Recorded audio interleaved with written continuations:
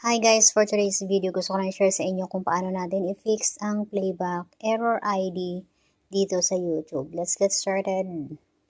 Punta lang tayo sa ating settings. Tap natin ang settings. Hanapin natin ang apps. Then manage apps.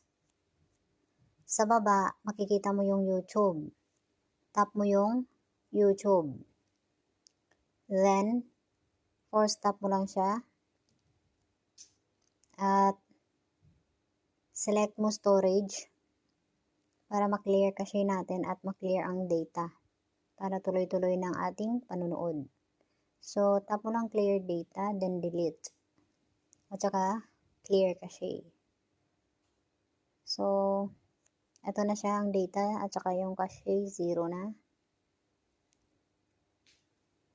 Balik tayo sa storage kasi ang data nagiging 24 pa. So, kailangan nagiging 0 siya.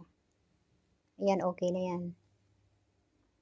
Pagka 0 na yan, automatic na yan. Pwede na tayong mag-playback tuloy-tuloy.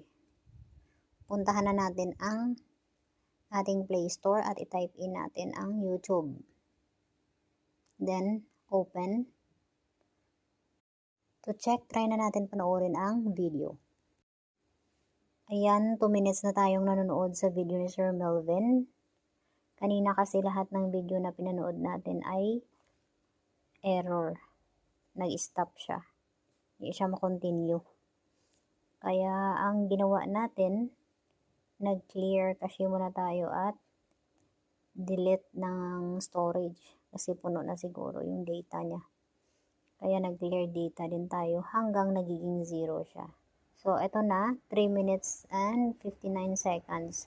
So, meaning to say, successful ang ating ginawa. Thank you so much for watching. Hope mayroon kayong